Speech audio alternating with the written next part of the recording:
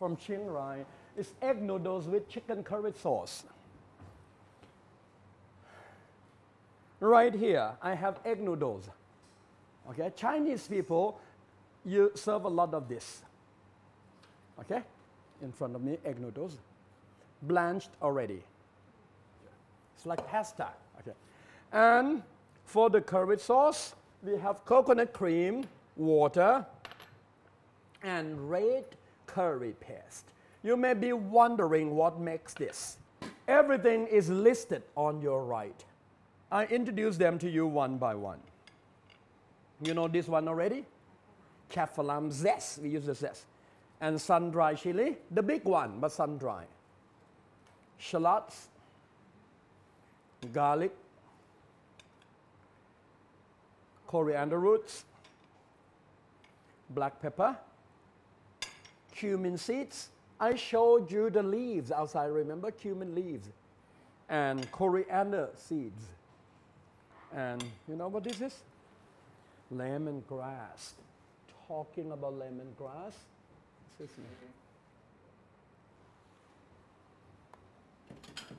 When we Thai people use lemongrass, we use this part, about 1 inch to 1.5 inches. We don't use the stem, let alone the leaves. We use the bulb. Why the bulb? I show you why. And you see rings of purple. Can you see rings of purple? Yeah. But if you cut it upper, then 1 inch to 1.5 inches. Look cute. This time it's not purple, it's pale green. This time I want you to smell. It smells less. And the next ingredient, the second last ingredient is this one. You know what this is? No, this is called galangal. Sorry, called galangal, not ginger. I show you spelling.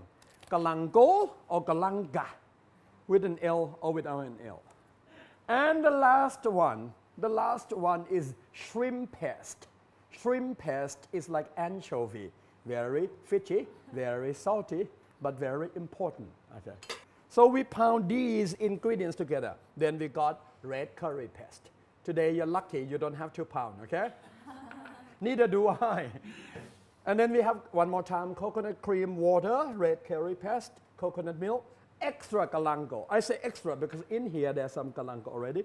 Extra shallots, extra coriander root, curry powder, turmeric powder, okay?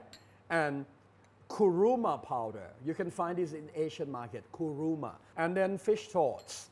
I hope you know fish sauce. And palm sugar, you know palm sugar already. Chicken, okay, chicken thigh or breast, up to you. The first thing I have to do is to combine these three together to make a slur.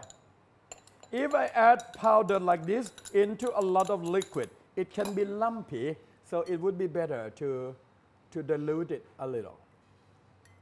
Okay, to make a slur out of it, to slake it. So when I add the whole thing, it wouldn't be lumpy. And for this, I bruise.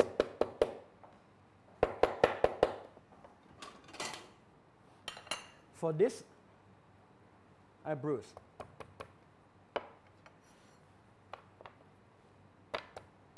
I'm going to have my assistant do more. Okay. Later. For this, I cut into thick wedges. Thick wedges. And then I bruise too. For extra flavor. Anyway, when serving, we don't serve with these three. We leave it in the wok, or you can remove them, okay? It's not like Indian curry. Indian people, they use ghee, which is a kind of butter. And Indian people, they use curry powder. Mostly, we Thai people use curry paste. But this dish was originated up north.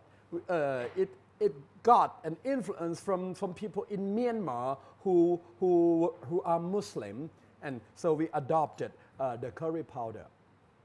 One more time, in regular curry, we just use the paste, but today, both paste and powder. Okay.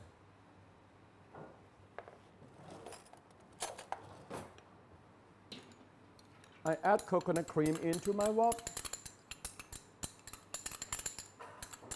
together with a little of water.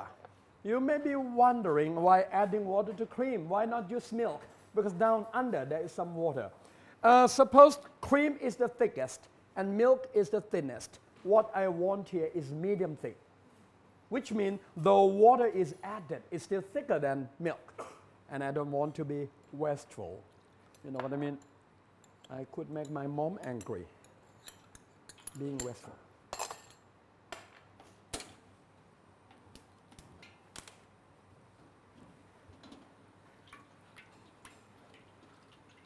The most important part is the first part. I have to reduce the cream until most of the water evaporates and oil is coming out. You may ask, if I want to get rid of water, why I added water a moment ago? The cream is thick. If I reduce it directly, I can burn it easily. So to add water is to prolong the reduction. You know, I splash it high because I want it to reduce faster. Up here, it is hotter than down there.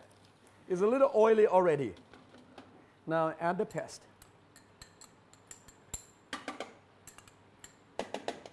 This part is a little like painting. I'm painting. Oh, I hope you can see oil. Can you see oil? The shiny, glossy part is the oil. I didn't add oil, did I? But it's oily already. Look at the oil. I have read a lot of Thai cookbooks written in English by whoever, I don't know, must buy foreign chefs. Those books have been giving two big misconceptions about our curry. The first thing is the use of ginger in making curry paste, which is ridiculous, okay, ridiculous. We use ginger, but not for curry. We use galangal, but I gave you both for you to compare.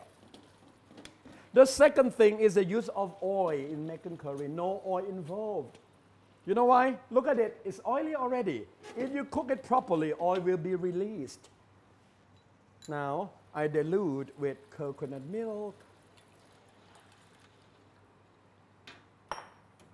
Now, I add all the extra herbs in it. These three appeared in the paste already. And 3 powder, curry powder, turmeric powder, and kuruma powder. And I season with fish salt and palm sugar.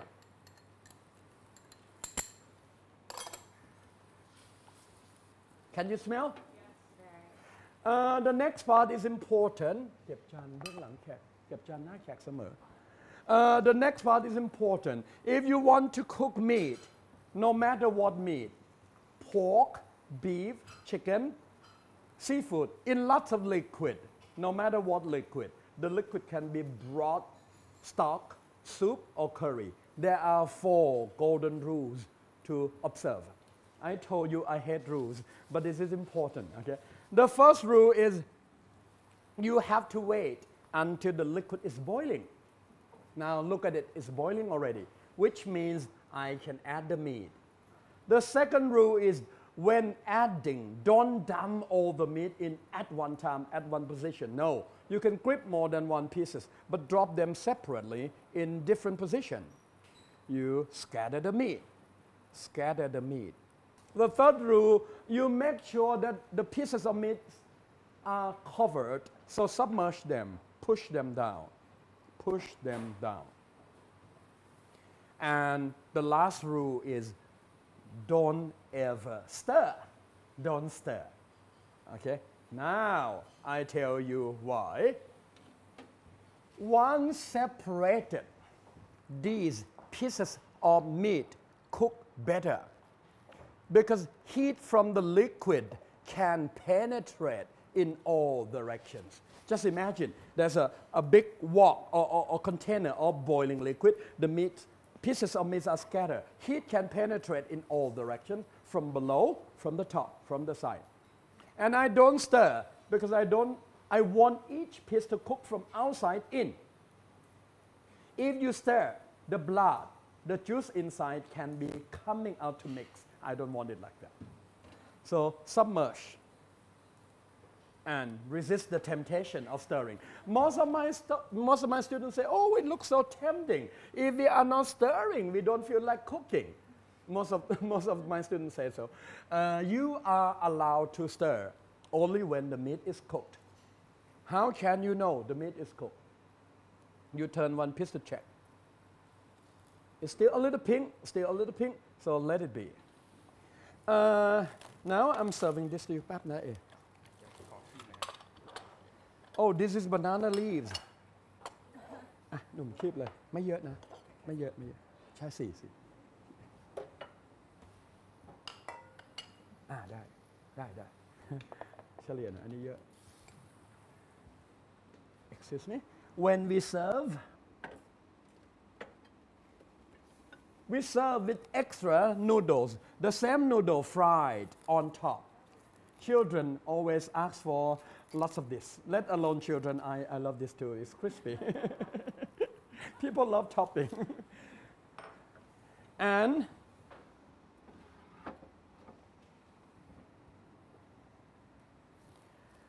we serve it with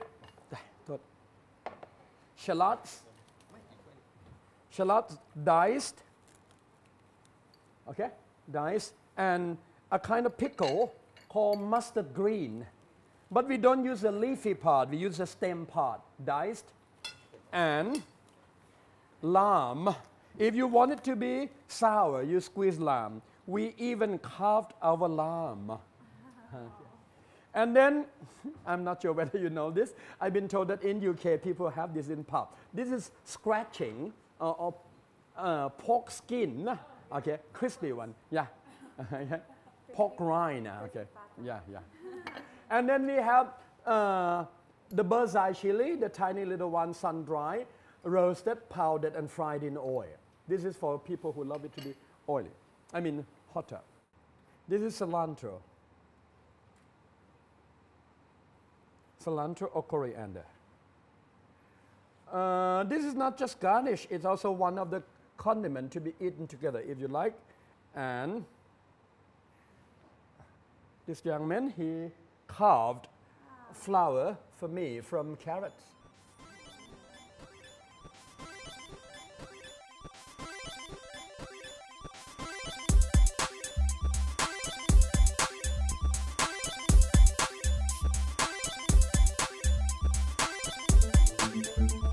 Now time to be Da Vinci, time to paint, I show you how to paint. Yeah, a little at a time with the corner of the spatula. Brass woks were designed by our ancestors for us to make curry with. You know why? Because we have to reduce the cream until oil is released. And brass conducts heat well enough. And also the shape. The shape is appropriate for the movement that I'm making. Okay? I can press, splash. And also for dessert. Can you smell the cream? Beautiful. ได้กลิ่นไหมฮะ